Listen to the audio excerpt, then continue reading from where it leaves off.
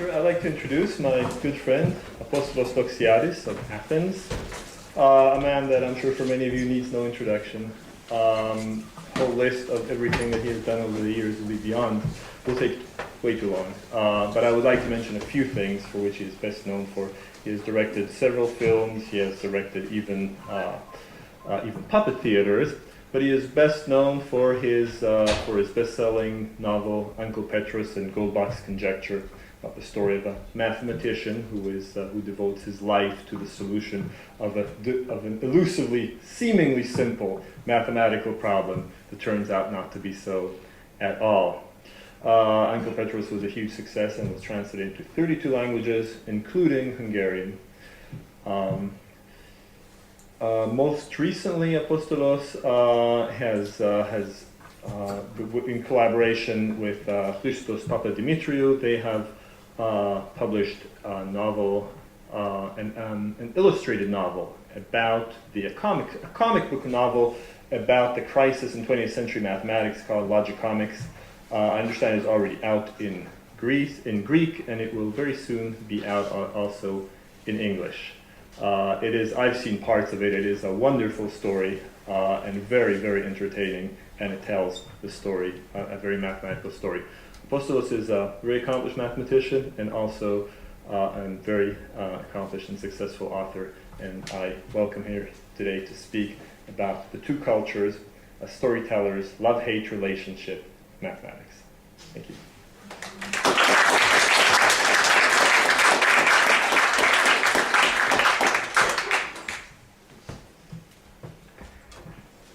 Thank you, Amir, Provost, and Eva for your kindness in welcoming me and inviting me here. It's a great honor to be here in CU, such a wonderful concert that has come to life so wonderfully. It's very stimulating to be here. I know that I have a captive audience in about half of the auditorium in one of the sessions, but I'm happy also that other people are here from the other sessions. And I think this is as it should be, because this is not a specialized talk. Precise title I gave is Beyond the Two Cultures, a storyteller's love-hate relationship with mathematics. And I know that all of you have had a very full day full of stimulating talks and ideas, and the last thing you want is to hear another one.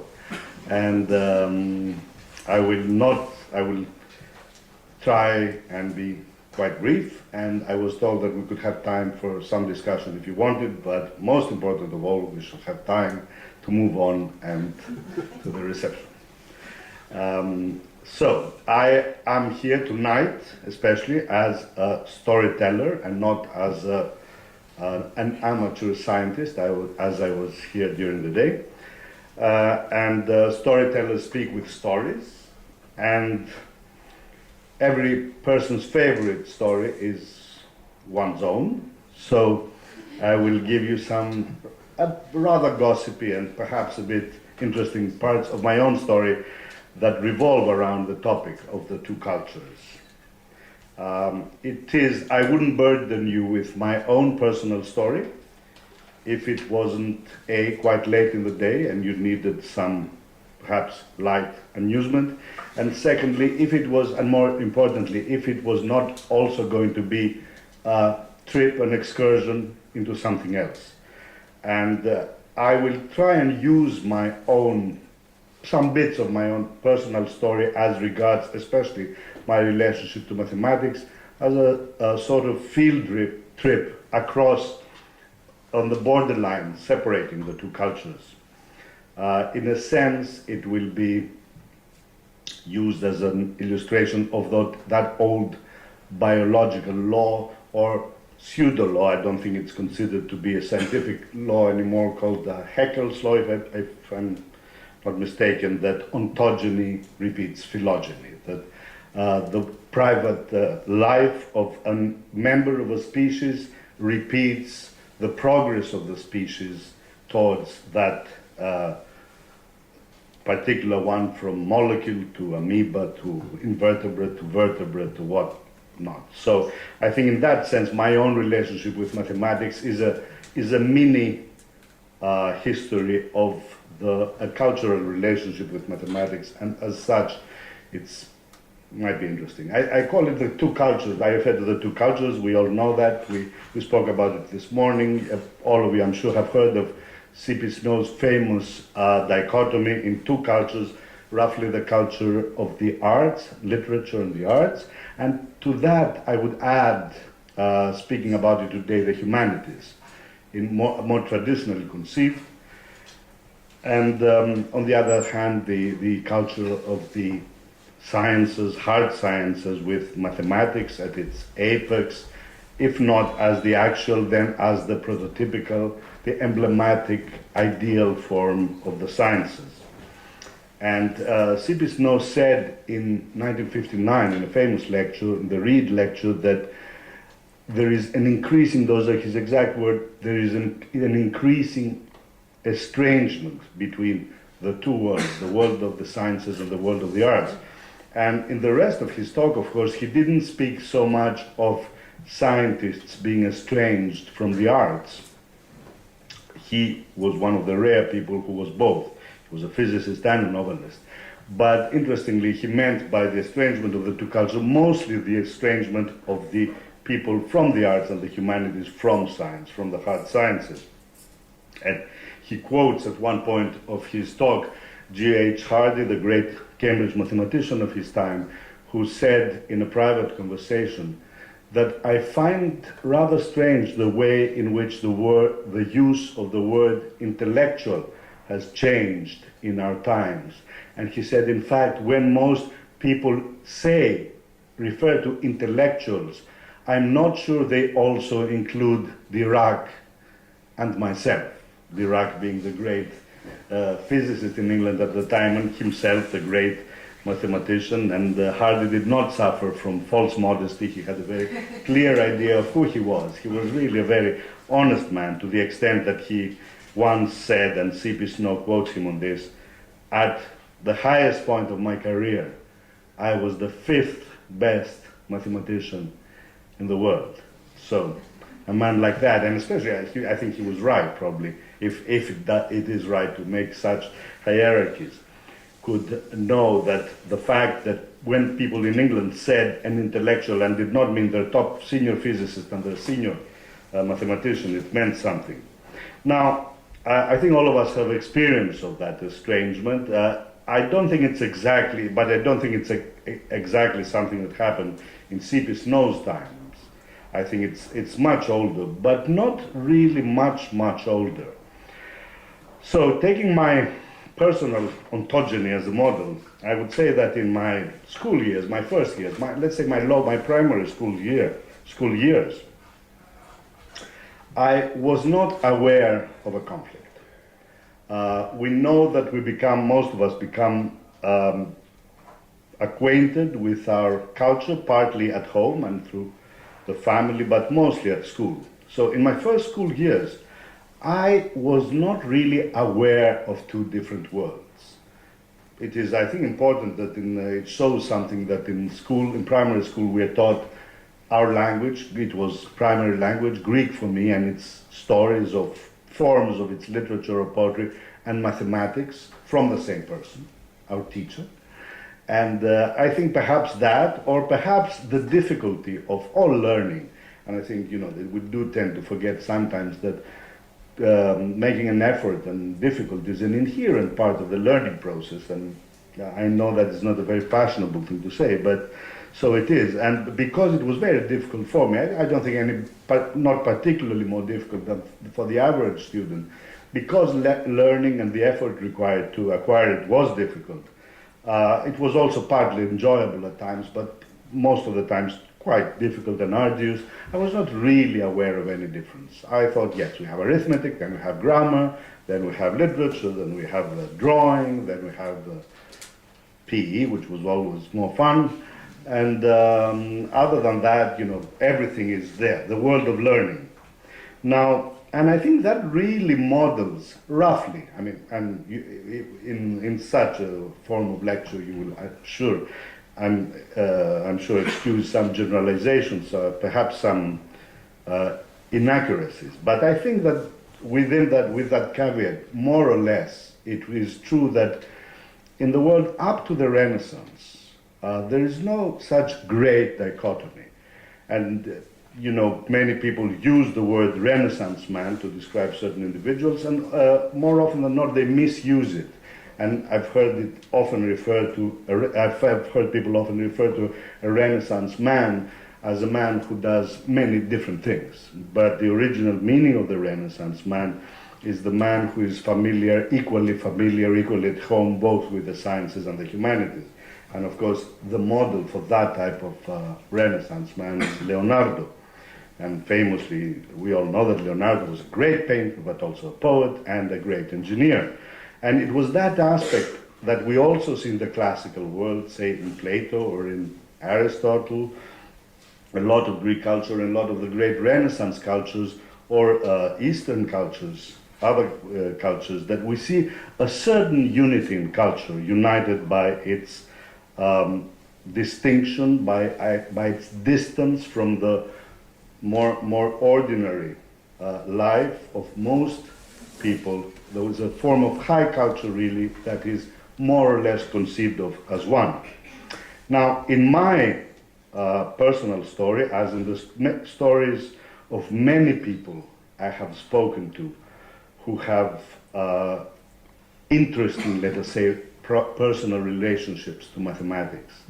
And you know, if you've written novels about mathematics and have traveled in many countries speaking about aspects of mathematics that may also relate to storytelling, you act usually as a natural magnet who have a strange story with mathematics. So often people come and tell me these stories. And I've noted that the problems of most people with mathematics begin at the age of those who have problems with mathematics, begin around 10, 11, 12, 13, those ages. And usually they can be identified, the starting point of the problems is usually a teacher, a particular teacher, Mr. X or Mrs. Y. And there was such a Mr. X in my case, in the first year of upper school, age of 12 to 14, I would say, the Greek upper school. And there was a teacher who really did his best to make me absolutely hate mathematics. And of course, I cannot blame him very much. I will blame him a little, and I had the great personal satisfaction of meeting him a few years ago at the reception, after all those years. This happened 2 years ago. And he said, I was talking in a small group of people. This is one of the gossipy parts, I promised.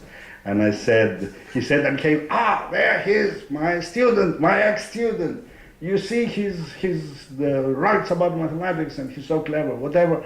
And he's so good in mathematics, and he was my student. And I turned and said, oh, hi, how are you, sir? Yes, I became quite good in mathematics despite you. And I actually said that. And then when I told my friends, they said, oh, you shouldn't have said it to the poor man, but you know, sometimes in life there is poetic justice, and that was one of those cases. So, but I wouldn't blame him too much, because I think it was more complicated than that. It cannot be a coincidence that this was the beginning of adolescence for me, and for most people who come to hate mathematics at around this age, those who do, and that I also thought of myself as a great poet and literary man at 12. I had fallen in love with literature and with poetry, and I have 3 wonderful sisters, and they were my muses because they had different interests. And one of them is a wonderful painter, an art historian, and the other is not a published writer, but she knows an awful lot about literature and has written a lot. And those 2 sisters inducted me into the arts, but especially literature. And so I would read poetry. I was one of those strange little kids that went around, you know, with a volume of T.S. Eliot's poems, or Camus, or some Greek poet or other. And I felt that I was the outsider, the artist. I was comparing this to a cultural phase. I would say that this had definite elements of romanticism. Romanticism as a historical intellectual movement, romanticism as a rediscovery of, or a discovery of subjectivism as a belief that our own truth is more important than any sense of an objective truth, if such a thing exists, especially a feeling that emotion is extremely important and perhaps, or certainly in my case then, more important than anything the brain can give us, the mind can give us, that intelligence as sort of traditionally conceived can give us about the world. Or I shouldn't say traditionally, as conventionally conceived. So I had started to write poetry, and I was actually quite proud not to be good in mathematics. And I think this is one of the things that all of us should notice. You know, when you hear a person explain why they are bad in mathematics or they cannot understand mathematics at all, there's always something of pride in that statement. And it's the only, I haven't heard people say, you know, with great pride that they can not speak any foreign languages, or I'm completely illiterate, you know, I can't read or write, I've never read a book of literature in my life, not music, I hate it, I'd never listen to music. It's very rare. But with mathematics, most people say with hidden element of hidden pride that they hate mathematics. And why is that? Why is that? I think, you know, they're not masochists, they're not nihilists or anything, they just are saying that because in the cultural stereotype that is a part of our makeup and it's part of our culture together with other things, because I don't think cultures are ever clear things, but jigsaw puzzles of various things coming from various parts of our history. In that part of our cultural makeup, let's say genetic, quote, cultural makeup, that is romantic, if you are bad in mathematics, it means that you are good in poetry. If you cannot solve an equation, it means that you can understand feelings and have very delicate and refined emotions.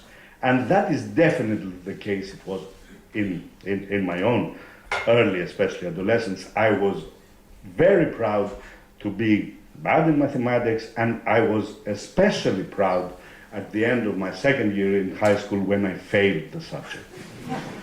Unfortunately, my father did not share my high romantic standards and was very upset. In fact, he was an architect, and he considered, he had a very classical Greek, and also not just Greek, sense of an architect being an homo universalis, person balanced between the arts and the sciences, a person who believed in harmony as an incarnation both of aesthetic and scientific, mathematical beauty.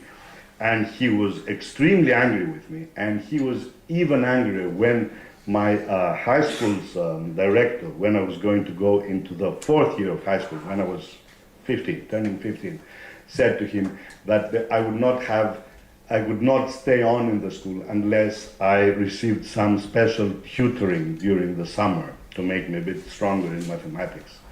I think my father would have been happier to hear that I was a heroin addict than to hear that I had to receive special tutoring in mathematics. So I had to bear that the family shame, and I bore it with some pride, some inner pride, but also, of course, it was quite annoying, and especially it was annoying because I couldn't join my family for vacation that summer, but had to stay in Athens. And it was the summer, and my love affair with mathematics began as a summer love, and as we all know, adolescent summer loves are the best kind. I had to stay in Athens, and I have to put you in the picture because I'm telling a story, so apart from plot and character in stories, we need atmosphere and mood and setting. So it's 1968 in Athens, the summer. It is extremely hot. It is the second year of the dictatorship, that there was a coup d'etat in Athens in April '67, And those were times when there was really very little resistance to the dictatorship. The atmosphere was very repressive. I was feeling very angry with the fact that there was a dictatorship. There was a big democratic, liberal tradition in my family. And in a sense, the fact that I had to go every day in this public institution, because the teacher who had been hired to tutor me was a lecturer, a part-time lecturer, I think very young lecturer at the Technical University in Athens, which was then in the center of Athens. And for those of you who know anything of very modern Greek history, it was the institution that became famous in 1973 when the students occupied it and the tanks of the junta entered it to throw the students out, killing some people in November 73. So it was that technical union, which was a very wonderful neoclassical group of neoclassical buildings in the center of Athens, very hot summer. And the school was completely empty in July and August. There was no one there for some reason, unlike this very alive university. That school in July was a place for lost souls only. And so every day, every morning, I would have to walk through an iron gate, a creaking iron gate, I'm not exaggerating, that an old man would open for me, walk through the empty courtyards, go up the staircase of a very old building to the third floor. There was no elevator, and walk down a long corridor, the long corridor of the physics department, which on both sides had glass cases with old instruments, 19th century chemical and physical instruments. And then at the very end, I would walk into a lab which smelled a bit of some chemical or other. And at the very end of that lab, there was a small desk, and there my beloved, as he became teacher, sat. And he would look up from his notes and his calculations, and I would sit next to him. And for 2 hours every day, 5 days a week, he would instruct me. Now, the first few days, I was very reluctant to give him my attention. And on the walls of that room, there were portraits. There were the portraits of some of the great physicists of the 20th century. There was Einstein, there was Heisenberg, there was Niels Bohr, Max Born, Dirac maybe, and I don't remember who else. And so I used their portraits as an opportunity not to go into the details of the formulas and the formula he was presenting me with, and the equations. And I would say, sir, who is that man there? And he would say, that's Albert Einstein. I said, he looks interesting. Tell me, what did he do? And then this man he was a physicist. For some reason, I don't know, he had been chosen to teach me mathematics. And he would start and tell me about Einstein. And then we would do some second degree equation or something, and then he would say, and who's that there? He'd say, that's Heisenberg. I said, Heisenberg? Was he German? He'd say, yes, what did he do? And he would tell me what Heisenberg did. And in a very, very short while, just a few hours really, there was the first stirrings of a miraculous transformation. And I think there were two elements in that. One was the sheer fascination of the stories of these people. Suddenly I realized, very quickly I realized, that those people, like me, as I conceived of myself at the time, were great rebels.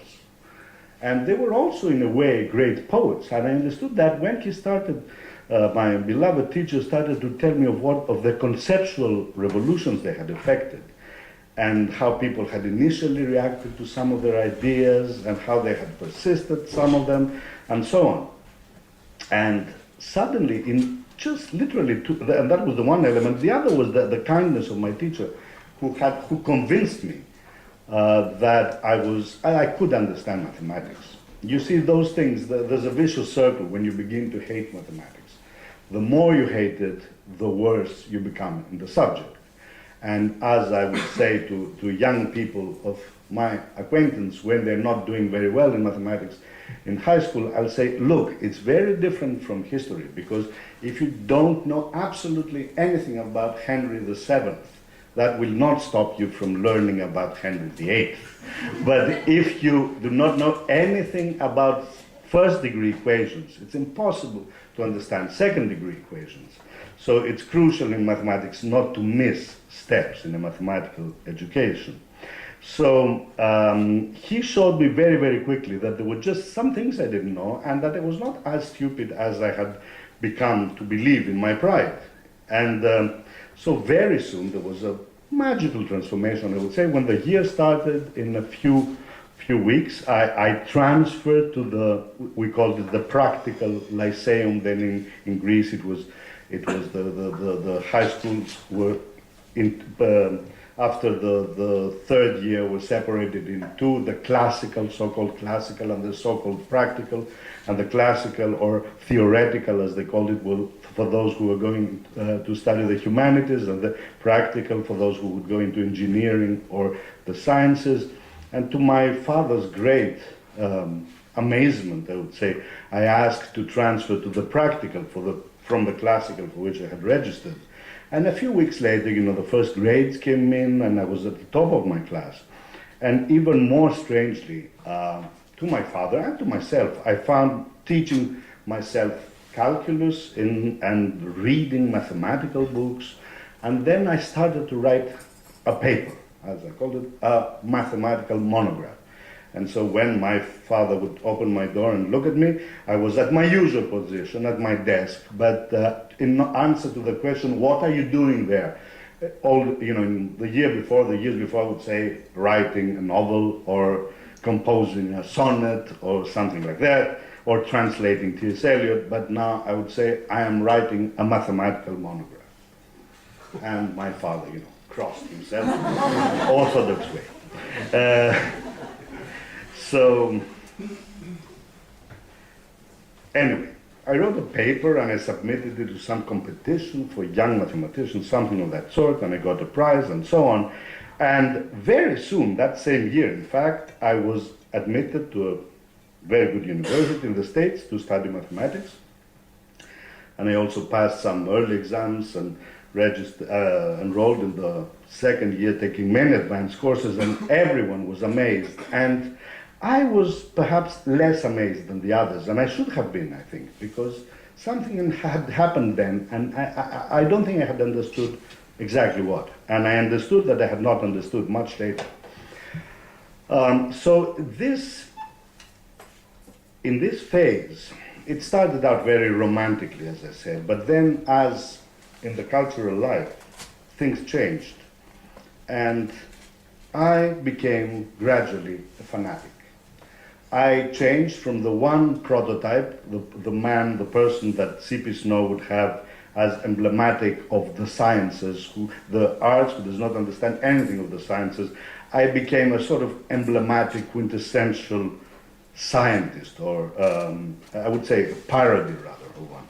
I came, in fact, to have the same extreme feelings about the sciences that I had, about the arts that I had about the scientists when I thought of myself as a poet. Perhaps not exactly as bad. I would still consider art entertaining, or I would like to go to the movies or read detective stories. But I could not take the arts and literature seriously as endeavors to understand the human predicament. I thought it was all about mathematics, all about rationalism and mathematics. And I think that cultural phase has elements of what we might call, it could be enlightenment, although historically, of course, it comes before romanticism. But it could be a modern kind of rationalism, a sort of 19th century optimist rationalism, or let's say the optimist, the technological aspect of modernism, that kind of modernist that we see in futurism or the Bauhaus, that sense that with practical thinking and with common sense and with the mind we can solve all of our problems, a sort of utopian modernism. And I think that it is no accident, this was the last years of the junta, that in my politics or in my social view, let us say, it's hard to say politics for still an adolescent really, I became a Marxist. And for some years. And again, this was part and parcel, I think, of the same mentality that we have to find perfect solutions, perfect intellectual solutions for everything. But then, especially after the collapse of the junta, but even before that, reality became too overwhelming for me. Once I graduated and started my graduate degree, I completed a master's and I had started on my PhD. And then many very strongly emotional things happened. First of all, it was the last year of the junta and the rising of the students, the collapse of the junta. My father became very ill. I was in love. I'm separated from my love by geographical distance, and all of that was emotionally overwhelming. And I think, that in order to do mathematics as I thought of it, one needs an inner sense of peace. Perhaps the stories that we were talking, that Marcus Asper was talking about today in the seminar, the Mathematics and Narrative seminar, the stories of Greek mathematicians as being otherworldly. Apart from the other things they do, is they convey a sense of the mathematician as someone who can detach himself, as it was male mathematicians in Greek culture, from the world to do one's own mathematics in one's head. And there is an element of that. I don't think the prototype of the absent-minded mathematician is true. I'm often asked after lectures like this, do you believe that all mathematicians are crazy? And I say, no, I know many mathematicians, and in fact many great mathematicians who are paragons of normality in every sense, and I do, and they're not at all crazy. But I think even the least crazy of all and the most normal and well-adapted of all have an increased capacity for concentration on abstract thinking. Otherwise, they wouldn't be mathematicians. So the fact that life became overwhelming for me in those years added perhaps to a sense that I had not really lived a real adolescence, because I went very soon to university and so on, made me move away from mathematics. And there were some pressures, financial and other pressures of my family that resulted in that. And for some years I left mathematics, and let us say also for practical reasons, I had to leave the university and return to Greece for a while when my father died. And at that time, my old self, my poetic self, let's call it grandly, woke again. And after a few years, by the mid-20s, I found myself really involved once again, as I had been in my early adolescence, with storytelling, but this time professionally. At first directing in the theater, then the theater and the cinema, then writing, and after a few years of experimentation with various media, basically in my 30s I became a more or less full-time writer, and increasingly so after that. But in that period, I did not think about mathematics, I did not read about mathematics, I did not associate with mathematicians. And when people ask me, and I think that's the most interesting of all, when people ask me, some people knew bits of my personal story, said, weren't you a prodigy in mathematics? Haven't we heard about you that you went to university very early, or anything like that? I would always say, and it was the only thing about which I said this at that time, or ever since perhaps, is I wouldn't want to discuss it. I wouldn't like to discuss it. Yes, but let's leave it. And it puzzled my friends and acquaintances, but it was true. And I was associating with people, my old friends who knew me from those days never mentioned mathematics to me, and my new friends acted as if it didn't exist, and for some it didn't exist in my life. And I wrote novels, I wrote about everything except mathematics. Of course, because you don't write novels about mathematics, and East, as Kipling says in the Ballad of East and West, East is East and West is West, and never the twain shall meet, as in the two cultures. The two cultures were again totally separate in my life, and I had been wholeheartedly in one of them, the mathematical one, before originally, of course, the artistic one, but now I was in the artistic, cultural life world, but being very conscious I was there, in fact. Not hating the other one, but ignoring it as C.P. Snow would say. So I was approaching, let's say, culturally 1959, although it was now the 80s, the time when C.P. Snow gave his talk, where he noticed that increasing estrangement of the two cultures. And I think it was an estrangement without passion, and he didn't say hatred or rift or dichotomy or a great chasm. He said an estrangement, and I was estranged from mathematics. I didn't want to think about it, though, and that should have warned me that something was wrong. And then in the 90s, in the early 90s, at the time in my life where I was feeling particularly low for private reasons, personal reasons, I felt I had a long film project I had worked on for 2 years in pre-production, fell through just before days we started shooting a huge film project, and I felt particularly low, and I thought that, for my sins, for my mental health, I must begin a novel now. And I don't usually write for therapy, or only for therapy, but that time I was particularly conscious of the need, I must save myself and start a novel.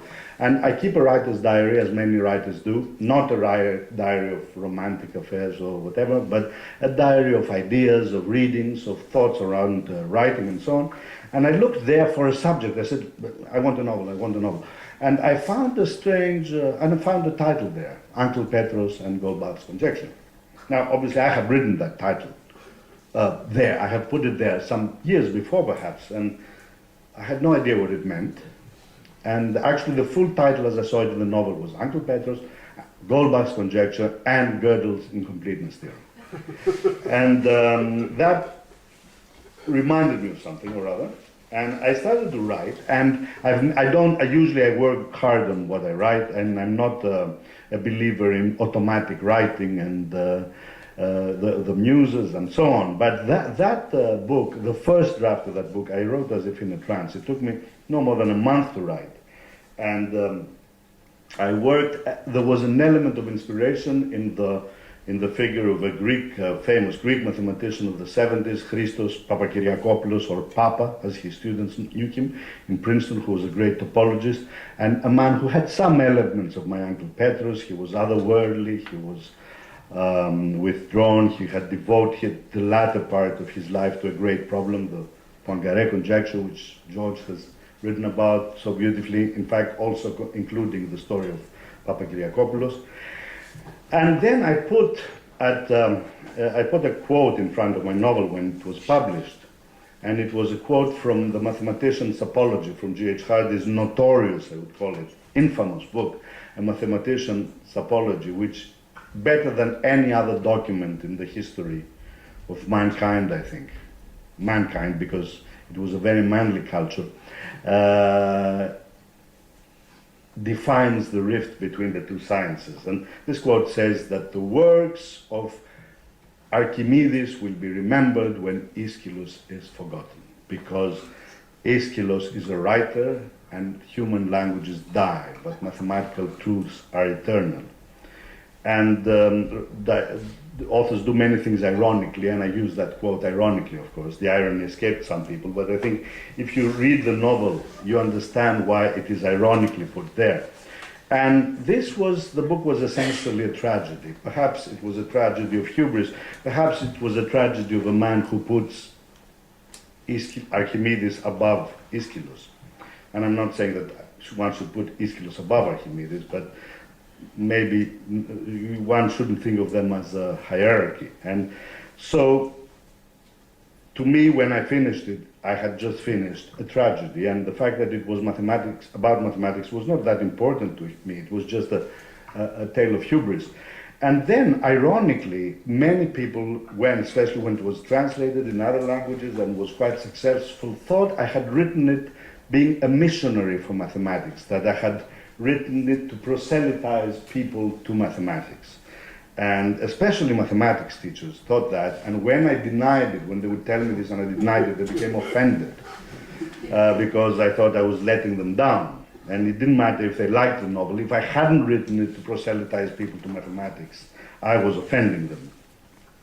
The thing is that it was a book that I've spoken to many of its readers in many countries, and it is a book that perhaps conveys to people who don't understand very much about mathematics, without that being insane, something of the beauty of mathematics, but it became trying to understand why it did that, because it was not a very conscious thing when I was writing it. I began to understand a lot more about myself and my love-hate relationship. You see, I wrote the book as a writer, as a very conscious, I hope, craftsman, not a conscious proselytizer, and I thought, okay, this is a novel. The people who will read it will probably like literature, that's why they will read the novel. And people who like literature, and I judge from myself here, probably hate mathematics. Okay, so I must make this appealing to them. If this book is about a man who falls in love with a theorem. Okay, now if you write a book about a man who falls in love with a man, or a woman who falls in love with a woman, or a man, or a human being who falls in love with another human being, people will understand that because it has happened to them. But if you write a book, if you tell them about a man who falls in love with a theorem, they will think he's the weirdo, he's the pervert of some kind, and leave it aside, not continue, not read it. So I had to make it appealing to the reader. And I had to work to try and show people not what mathematics is, because it's ridiculous to believe that you can show that in anything, except a life's work, and not in that. But I would try to show to people how someone can love mathematics. And I think that doing that, I achieved, although I was doing it just for rhetorical purposes, just to make the people read the book. Part of that worked, and I think it was because I had felt passionately to hate it, and perhaps then to love it, that I partly succeeded in that. And I think that is, gave me good advice. I wrote after that. It took me 5 years to write, not just that. After there was hiatus when I did other things. But I wrote Logicomics, this graphic novel, which will be out in September, which took me 5 years. And I think that what I learned from the adventure of writing Uncle Petros was that how wrong it is to say that people who hate mathematics hate it or think they hate it because it is boring and pedantic and dull. Excuse me. The opposite. That many people say mathematics, they hate mathematics or they fear it because they consider it awesome and terrifying. I think that's not true. I think, on the contrary, as I said, that they think, those who hate it think it is pedantic and dull. Because when people think that something is awesome and terrifying, they may fear it, but they don't hate it. And look at the success of horror fiction. People love what they consider is awesome and a mystery to them, and they want to learn more about it. But the trick in writing this book was not to popularize. I don't really believe in popularization, because I believe that an essential part of any great idea is its difficulty. And when you popularize, you give everything of the idea but the difficulty. And taking away the difficulty, you also take away the magic. So this was a way to use the language of storytelling to speak of something respecting its mystery, and not like Guildenstern and Rosencrantz in Hamlet trying to pluck out the heart of the mystery. Storytellers are the people who usually want to know what's next. And scientists are usually the people who want to know what's this. A storyteller will usually want to know what's next in the story, and a reader of a story will usually want to know what's next, otherwise it probably has not engaged them very much. In science, usually it's the question of seeing something and wanting to find more about it, to go inside, that's distinguishing. But I think there is something that unites the two. There is a question that unites what's next and what's this. And the question is, what is the meaning of this? And I think there can be meaning in a story, and there can be meaning in science. And the two converge on human beings, because it is human beings who decide meaning, who, whether socially or individually, it's something that happens usually inside people and not outside them. I think that this if there is any sense of unification that, or if there is any common ground that I've learned to respect since then, it is that. The attempt to find, so perhaps the what's this in stories or the what's next in science, and always through meaning. It is very difficult to achieve. It's really a balance and not a state of grace. And there are two quotes that come to mind. The first is one of my, from one of my great, my beloved Greek poets, modern poets, Odysseus Elitis, Nobel Prize winner.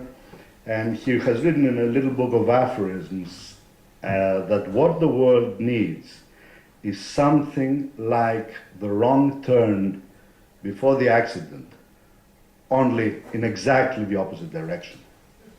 And that's a wonderful thought. Sounds even better in Greek, where wrong turn is one word, stravotimonia, which means also is used metaphorically in life for mistakes. And the other is a little Grook. I don't know if any of you know Grooks. Grooks are little tiny aphoristic poems by the great Renaissance man, Danish Renaissance man, Piet Hein, who were written in the 60s. You can find them, many of them on the internet, I'm sure. It's Grooks. And they're all in rhyme, and they're all very small and very simple and express some simple truths. And this one says, the rule for making perfect toast is very simple to express. When it's burning, toast it 10 seconds less. I think that with my experience of the two cultures and moving between the one and the other, I would locate the solution, if it does make sense to speak of such a thing, and it doesn't, of course, but of the right kind of feeling, as the Buddhists would say, of the right feeling for this occasion, of the right feeling that I achieve very rarely in my life, where in my best moods as regards the two cultures, to realize that there is a cultural rift, that there is a cultural distance, that it is there, it exists, it's a cultural fact that people most of the time tend to think that these two are two different countries.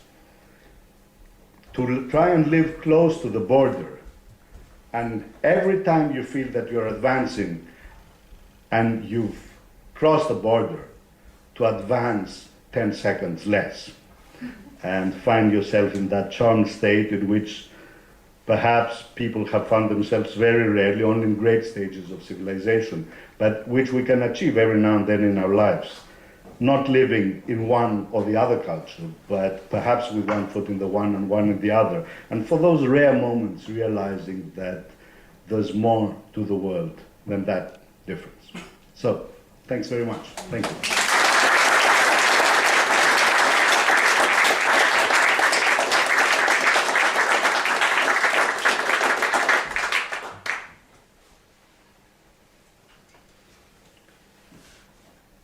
Being in a great humanistic institution, I have a very humanist proposal. That we move on to the reception, and anyone who asks questions can ask them privately. Huh? There. Okay, so, thank you.